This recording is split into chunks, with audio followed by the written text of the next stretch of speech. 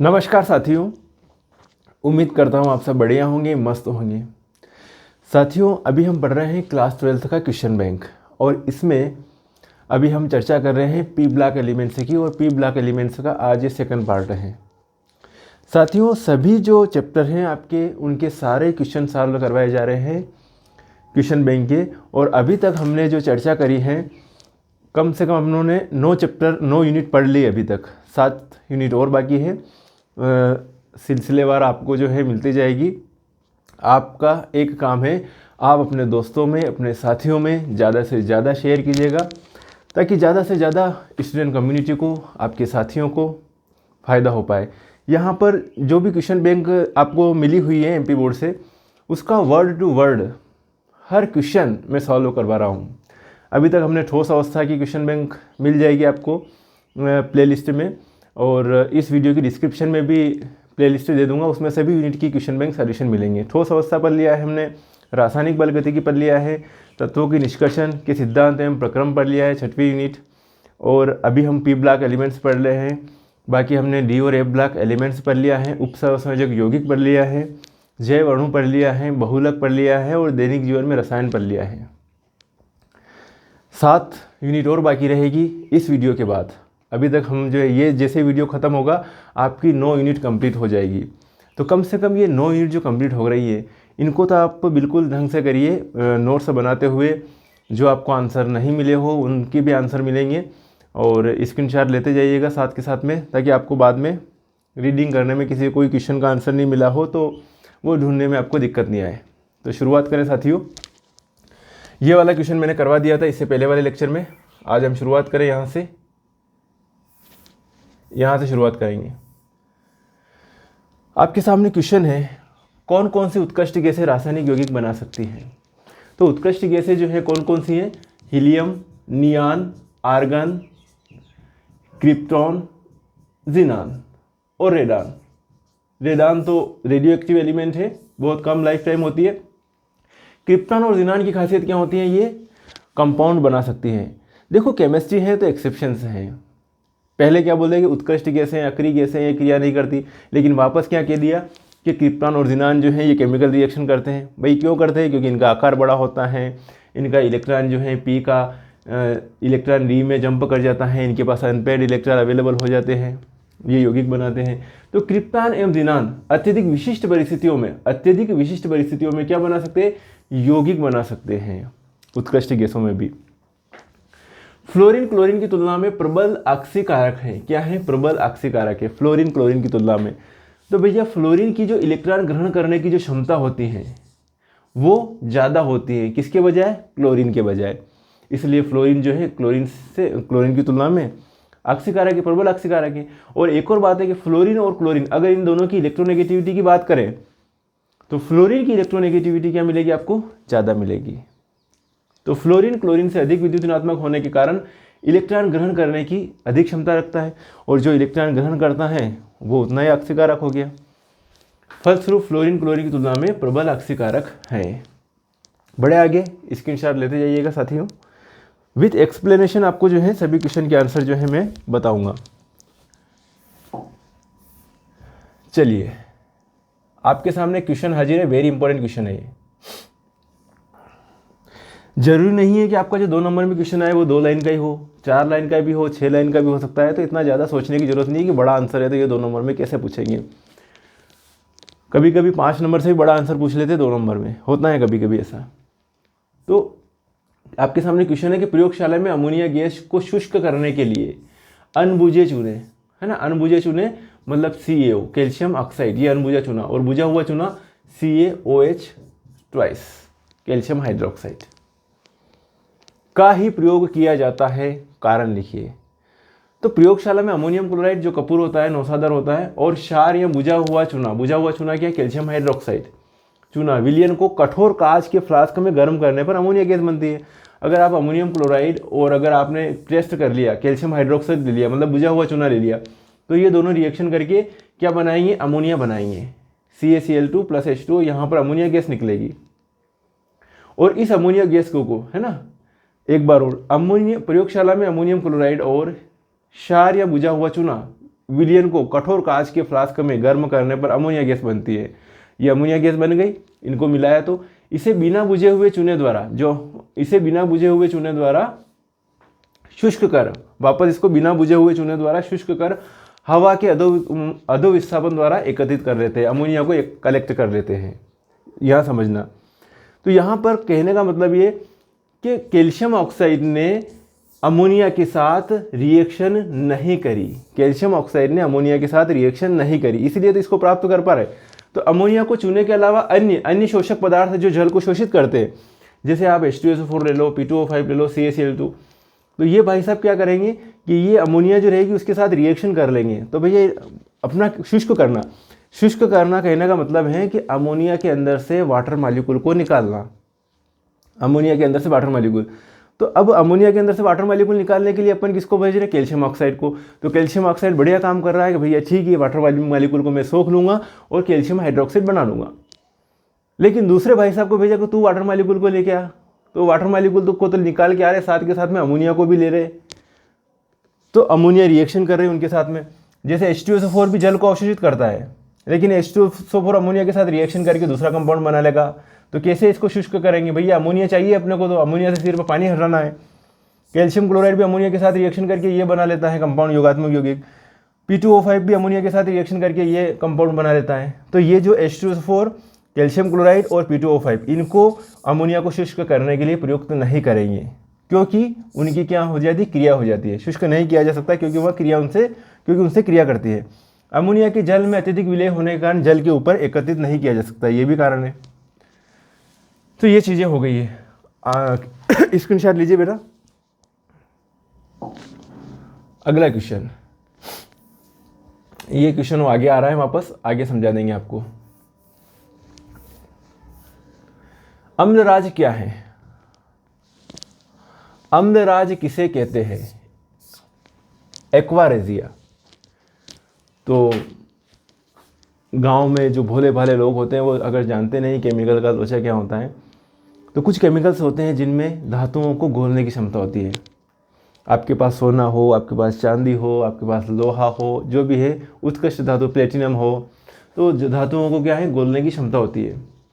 तो घोलने की क्षमता में क्या बात करी कि 1 भाग सांद्र HNO3, मतलब आपने 25% तो आपने ले लिया HNO3 और आपने 75% आपने ले लिया HCl, 3 भाग सांद्र HCl, है ना। आपने सॉल्यूशन बनाया जिसमें 250 ml तो आपने HNO3 ले लिया और 750 ml आपने HCl ले लिया।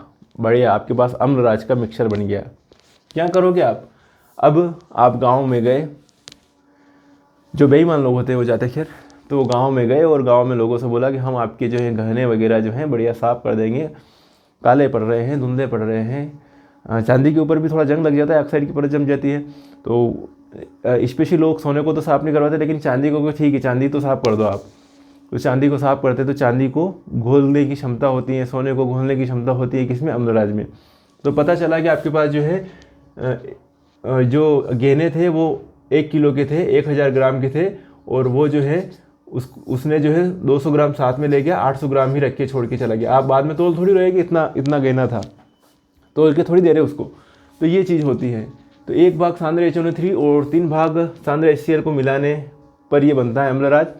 अम्लराज में क्या होता है, ये Au मतलब गोल्ड, प्लेटिनम, इरिडियम को घोलने के लिए प्रयुक्त होता है। अब रिएक्शन कैसे करता है, जैसे कि 3 भाग तो ये ले लिया और 1 भाग HNO3, 1 भाग HNO3, 3 भाग HCl ले लिया अपनों ने, ये है गोल्ड।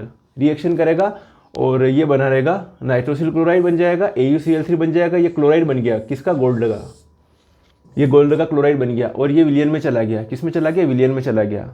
अगर सोना था तो सोना आपका कम हो गया, विलियन में चला गया। फिर बाद में AuCl3 से जो प्रोसेस होती है, धातु निष्कर्षण प्रोसेस, उसके थ्रू क्लोरीन को अलग निकाल देगा और गोल्ड अलग निकाल देगा, और वो जो है गोल्ड मार्केट में बेच देगा फिर बाद में। तो ये चीज़ करते हैं।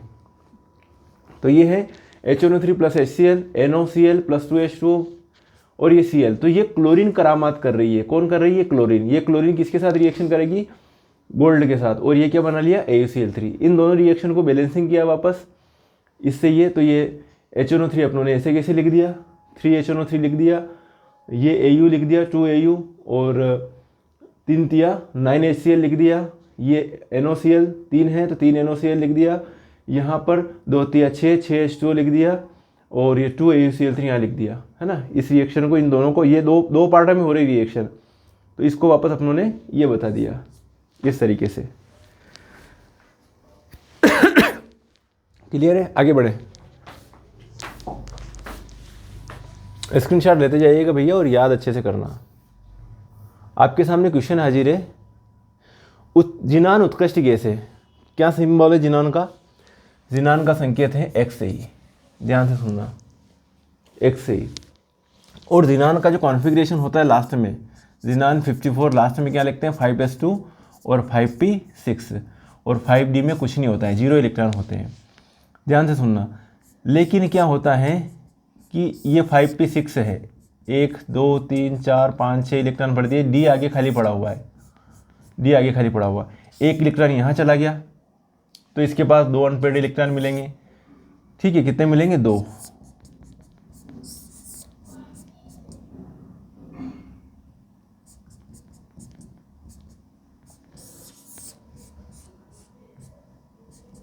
ध्यान से देखना, 2 अनपेड इलेक्ट्रॉन मिलेंगे। एक इलेक्ट्रॉन और यहाँ चला गया तो इसके पास 4 मिलेंगे। एक इलेक्ट्रॉन और चला गया यहाँ पर के पास तो 6 इलेक्ट्रॉन अनपेड मिलेंगे। मतलब जिनान के संयोजी कोश में कितने इलेक्ट्रॉन है भैया? 1 2 3 4 5 6 7 8, 8 इलेक्ट्रॉन है इसके संयोजी कोश में। कितने हैं? 8 इलेक्ट्रॉन है। तो जिनान जो है, क्या कारण है कि जिनान अक्रिय होते हुए भी यौगिक बनाता है? तो अपनी लैंग्वेज में भी इसका आंसर लिख सकते हो कि जिनान का परमाणु का आकार बड़ा होता है, इसके संयोजी कोश में डी ऑर्बिटल पाया जाता है, इसकी रेणुदीयता कम होती है ना। जैसे जैसे जो दूसरे अक्रिय गैस हैं उनसे इसकी रेणुदीयता क्या होती है? कम होती है। इसलिए जिनान के जो इलेक्ट्रॉन हैं 5p के इलेक्ट्रॉन उत्तेजित होकर 5d में चले जाते हैं, और यह यौगिक बनाता है जिनान डाइफ्लोराइड, जिनान टेट्राफ्लोराइड, जिनान हेक्साफ्लोराइड, इस प्रकार के कंपाउंड बनाता है। तो ये कैसे शुरुआत में कैसे हुई इसकी? कि 1962 में नील बार्लेट ने देखा कि ऑक्सीजन PTF6 से क्रिया करके क्या बना रहा भैया? O2 PTF6 से बनाता है। बढ़िया बात है। उन्होंने सोचा कि ऑक्सीजन और जिनान की प्रथम आयनन ऊर्जा लगभग समान है। प्रथम आयनन ऊर्जा क्या है? इलेक्ट्रॉन को निकालने के लिए लगभग समान है। इसी आधार पर उन्होंने जिनान की जिनान और PTF6 की सीधी अभिक्रिया द्वारा जिनान का प्रथम यौगिक बना लिया, XAE PTF6 से बना लिया, जो नारंगी पीले रंग का ठोस होता है।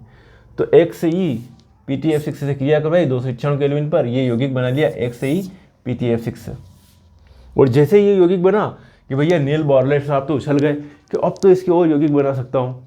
तो फ्लोरीन के साथ क्रिया करवाई और इसकी जिनान की, तो जिनान डाइफ्लोराइड बना। जिनान की फ्लोरीन के साथ और क्रिया करवाई तो जिनान से टेट्राफ्लोराइड बन गया, जिनान हेक्साफ्लोराइड बन गया। डिफरेंट टाइप के कंपाउंड बनते गए। तो यहाँ पर मैं आपको बताऊँ कि जिनान के जो है ये यौगिक है, जिनान का ये जिनान डाइफ्लोराइड जिसमें 2 फ्लोरीन है। ये जिनान कहाँ पर दिखाऊं यार? ये जिनान, ये फ्लोरीन और ये फ्लोरीन। जिनान के पास अभी कितने देखे थे? 8 इलेक्ट्रॉन है ना। तो 2 इलेक्ट्रॉन तो ये इसके, 2 इलेक्ट्रॉन जिनान के ये, और 2 इलेक्ट्रॉन ये, और 1 इलेक्ट्रॉन ये, और 1 इलेक्ट्रॉन यहाँ पर एक फ्लोरीन का इलेक्ट्रॉन है भैया, एक फ्लोरीन का है, और ये यहाँ साझेदारी हो रही है। XAF2 ऐसे देखेंगे अपन, तो ये कौन सी शेप हो गई? ऐसे देख रहे हैं तो रेखीय शेप हो गई। कैसी हो गई? रेखीय, है ना। ऐसे ये रेखीय शेप हो गई जिनान की, ये रेखीय शेप हो गई। 3 लोन पेयर है। और ये है XAF4। XAF4 में ये XAF4 में जिनान के पास 8 इलेक्ट्रॉन, 2 तो ये हो गए, 2 इलेक्ट्रॉन ये हो गए, 4 और 5 6 7 और 8। यहाँ पर फ्लोरीन का इलेक्ट्रॉन है। XAF4 बनाया ये जिनान टेट्राफ्लोराइड वर्ग समतलीय आकार है। ये है XAF4। ऐसे ही आगे बढ़े, ये XAOF2। तो यहाँ पर इस लोन पेयर से यहाँ पे 2 इलेक्ट्रॉन थे, वो ऑक्सीजन ने कॉन्टैक्ट कर लिया, तो यहाँ पर XAOF2 बन गया। यहाँ पर XAO3 बन गया। क्या बन गया? XAO3 बन गया। तो यहाँ पर XAO3 डबल बॉन्ड है सब जगह ना ऑक्सीजन के साथ, और ये लोन पेयर इसका 8 इलेक्ट्रॉन हो रहे हैं, 1 2 3 4 5 6 7 8। यहाँ पर इसके ये डबल बॉन्ड बन गया, 1 2 3 4 5 6 7 8। अब अगर संकरण की बात करें कि किस पर कौन सा संकरण है, तो संकरण होता है लोन पेयर और बॉन्ड पेयर। तो इस पर जो संकरण होगा, कितने लोन पेयर है, 1 2 3 4 5, 5 हो रहा है योग लोन पेयर बॉन्ड पेयर का, तो 5 है। तो इस पर कौन सा हाइब्रिडेशन होगा भैया, sp3d, sp3d हाइब्रिडेशन होगा। इस पर कौन सा होगा, 1 2 3 4 5 6, इस पर होगा sp3d2 hybridisation. Lone pair bond pair का योग कितना हो रहा है, 6 हो रहा है। इस पर कितना हो रहा है, पाई बॉन्ड को काउंट नहीं करते, तो सिर्फ यहाँ पे एक ही बॉन्ड काउंट करेंगे, तो 1 2 3 4 5, इस पर भी हो रहा है sp3d हाइब्रिडेशन। इस पर हो रहा है 1 2 3 4, इस पर होगा sp3 हाइब्रिडेशन। चलिए, इसकी टी आकृति है, टी होता है ना अंग्रेजी का टी अक्षर, वैसे मतलब इसको ऐसे भी बताओ तो भी दिक्कत नहीं, ये एक से ही, ये एफ और ये ऑक्सीजन, ऐसे बताओ तो भी दिक्कत नहीं। 2 लोन पेयर ये ऐसे बता रखे, ऐसे बता दो, कोई दिक्कत नहीं है। तो ये ज़ीनान की यौगिक है कि ज़ीनान अक्रिय यौगिक होते हुए भी कंपाउंड बनाता है। क्यों बनाता है, तो ज़ीनान की प्रथम आयनन ऊर्जा किसके बराबर है, ऑक्सीजन के बराबर है लगभग, और ज़ीनान का पहला यौगिक ये बना था। इस टाइप से यौगिक बनाए थे, फिर उसके बाद में धड़ल्ले से यौगिक बनते गए।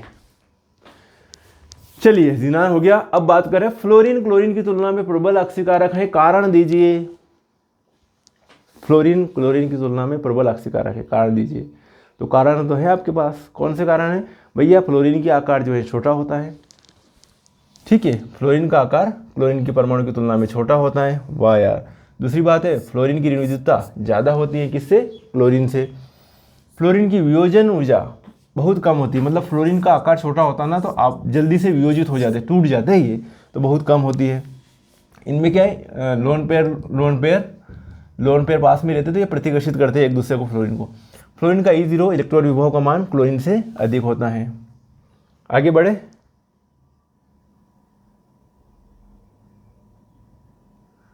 ना, फ्लोरीन का अपचयन विभव, अपचयन विभव क्लोरीन से अधिक होता है। फ्लोरीन का अपचयन विभव क्लोरीन से अधिक होता है, या E0 का मान क्लोरीन से अधिक होता है। ये 4 रीजन हो गए। आगे इंपॉर्टेंट क्वेश्चन है, अंतरा हेलोजन यौगिक किसे कहते हैं, इंट्रा हेलोजन यौगिक। तो हेलोजन किसे कहते हैं बेटा जी, हेलोजन कहते हैं हम फ्लोरीन, क्लोरीन, ब्रोमीन और आयोडीन। इनको क्या कहते हैं, फ्लोरीन, क्लोरीन, ब्रोमीन, आयोडीन को, इनको कहते हैं हम हेलोजन। अब बेटा इन हेलोजनों में अगर मैं कह दूं कि फ्लोरीन और फ्लोरीन मिल गया, एक हेलोजन, सेम टाइप के हेलोजन, तो इसे अंतरा हेलोजन नहीं कहेंगे। जब डिफरेंट टाइप के हेलोजन मिलेंगे, जैसे फ्लोरीन क्लोरीन से मिल जाए, क्लोरीन ब्रोमीन से मिल जाए, ठीक है, ब्रोमीन आयोडीन से मिल जाए, तो ठीक है, या फिर जो है आयोडीन फ्लोरीन से मिल जाए, तो ये क्या है, अंतरा हेलोजन यौगिक के, डिफरेंट टाइप के। 2 भिन्न हेलोजन आपस में मिलकर सहसंयोजक यौगिक बनाती हैं, जिन्हें अंतरा हेलोजन यौगिक कहते हैं। अभी अलग अलग प्रकार के होते हैं बेटा जी, कौन कौन से होते हैं ये, एक्स, इनका जो टाइप्स देखते हैं, AX, AX3, AX5 और AX7। ध्यान रखना, जिसकी ऋण विद्युतता कम है वो सेंट्रल एटम के ग्रुप में गिना जाएगा। जैसे क्लोरीन और फ्लोरीन में ऋण विद्युतता क्लोरीन की कम है, तो ये ClF3, ये ClF3 ऐसे होगा,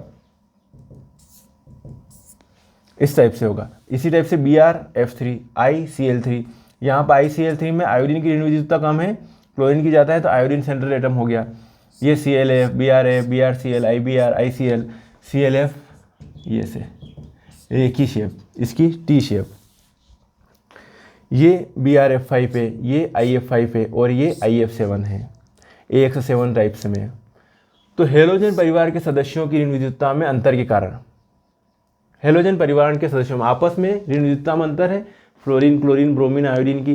तो हेलोजन परिवार के सदस्यों में ऋण विद्युतता में अंतर होने के कारण 2 भिन्न हेलोजनों का संयोग संभव हो जाता है। जब 2 भिन्न हेलोजन आपस में मिलकर द्विअंगिक यौगिक बनाते हैं तो उन्हें क्या कहते हैं, अंतर हेलोजन यौगिक कहते हैं। ये यौगिक 4 प्रकार के होते हैं। इनका सामान्य सूत्र क्या होता है, AXN, N की जगह आप वैल्यू रख सकते हो 1 3 5 7। इसके लिए N बराबर 1, N बराबर 2, N बराबर 3 और N बराबर 5, सॉरी 1 3 5 और ये 7, 1 3 5 7। ओके, तो ये है भैया इनका जो है ये टाइप्स AX, AX3, AX5 और AX7, इनकी आकृति एक ही होती है। इनकी आकृति टी शेप होती है, इनकी आकृति विकृत अष्टफल की होती है और इनकी आकृति होती है इनकी आकृति पंचभुजी द्विपिरामिडीय। इनकी आकृति कैसी होती है IF7 की? पंचभुजी द्विपिरामिडीय। स्क्रीनशॉट लीजिए, अंतरा हैलोजन यौगिक के बारे में बात हो गई अपनी।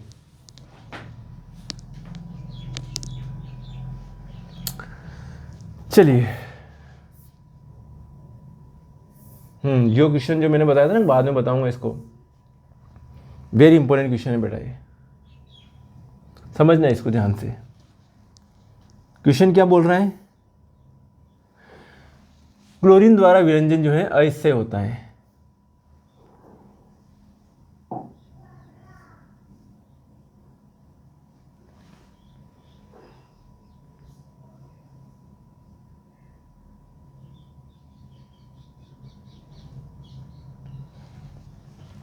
क्लोरीन द्वारा फूलों का विरंजन, विरंजन का मतलब होता है उसको कलरलेस करना।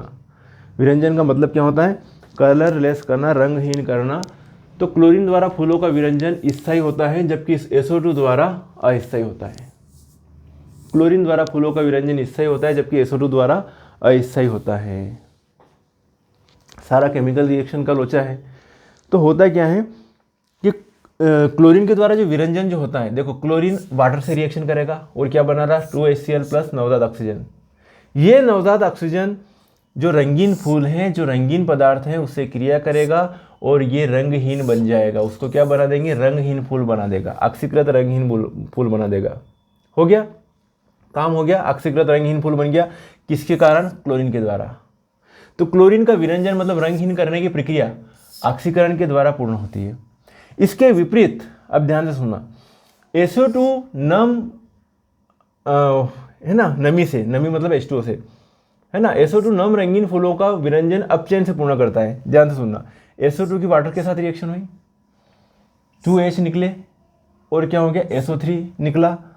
अब ये जो H है, ये भाई साहब कहेंगे कि रंगीन पदार्थ बन जाए।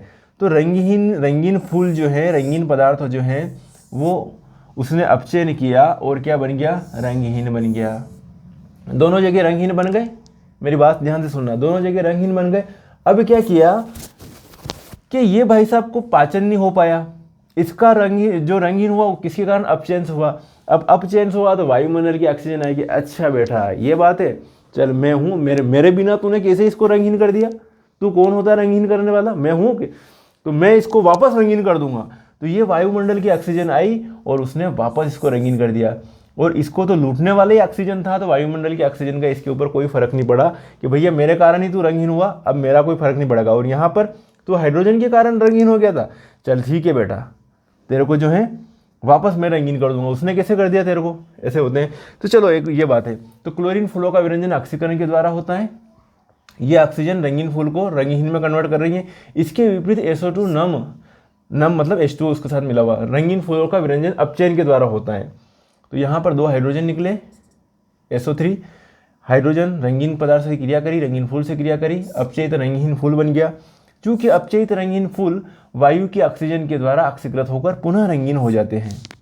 चूंकि अपचयित रंगहीन फूल वायु की ऑक्सीजन के द्वारा ऑक्सीकृत होकर पुनः रंगीन हो जाते हैं, इसलिए SO2 के द्वारा फूलों का विरंजन अस्थायी होता है। स्क्रीनशॉट लीजिए। रंगीन फूल की जगह अपन रंगीन पदार्थ भी यूज़ कर सकते हैं और रंगहीन पदार्थ भी यूज़ कर सकते हैं। ठीक है, चलो आगे बढ़े।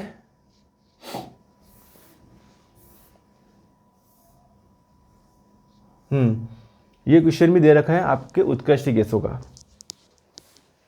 उत्कृष्ट गैसों की आवर्त सारणी में स्थान की विवेचना कीजिए। तो भाई साहब उत्कृष्ट गैसें जो है आवर्त सारणी में आपने कहाँ बिठा रखी है? उत्कृष्ट गैसें आपने आवर्त सारणी में बिठा रखी है लास्ट में। कहाँ पर बिठा रखी है?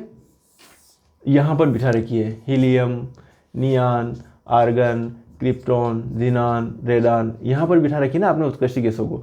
तो लास्ट में ये कौन सा समूह है? इसको क्या कहते हैं? 18वां समूह। इससे पहले कौन सा आता है? 17। और इसके बाद में वापस कौन सा आता है? पहला, अगर शुरू से शुरुआत करें तो यहाँ पर मैं ये कहूँगा कि लिथियम, सोडियम, पोटेशियम, रुबिडियम है यहाँ पर। तो पहले ग्रुप और 17वें ग्रुप के बीच में कौन सा आ गया? 18वां। समझ रहे हो ना?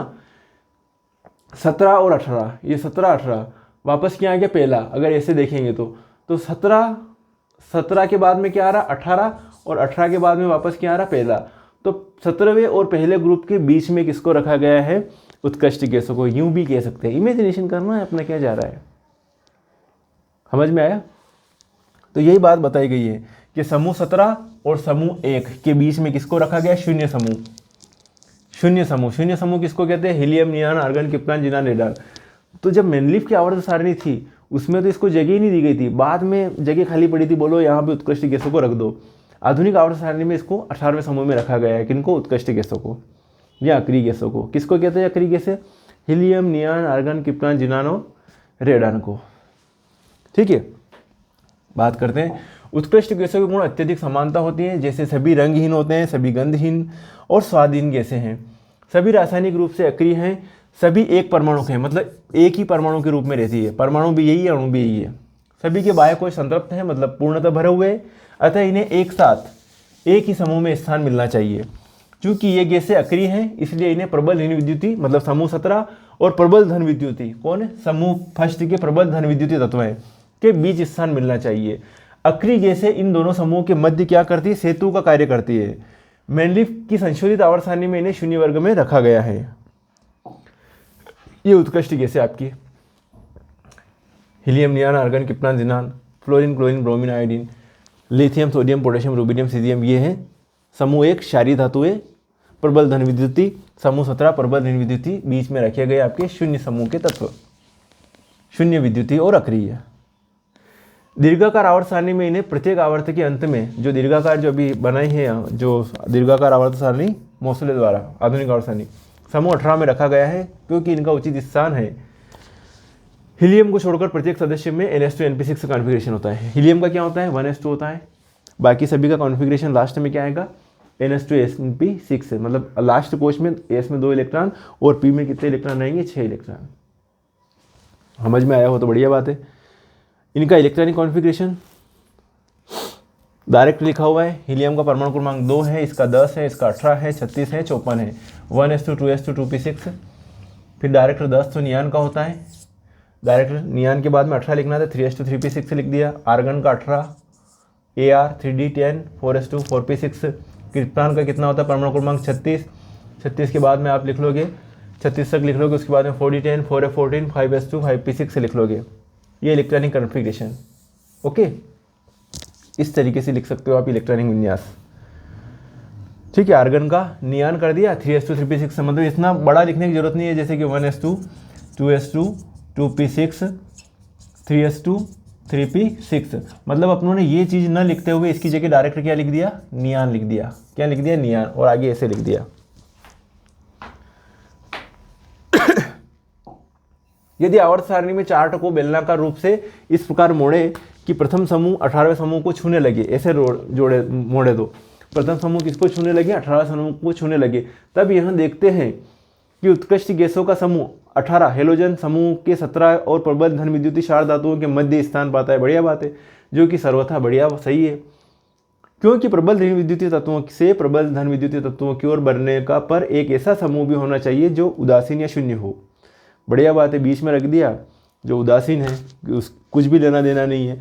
इधर भी गुंडे बैठे हैं, इधर भी बहुत महागुंडे बैठे हैं, इधर धन विद्युती है, इधर ऋण विद्युती है, बीच में कौन है? उत्कृष्ट गैसें हैं। उत्कृष्ट गैसों के 5 भौतिक गुण।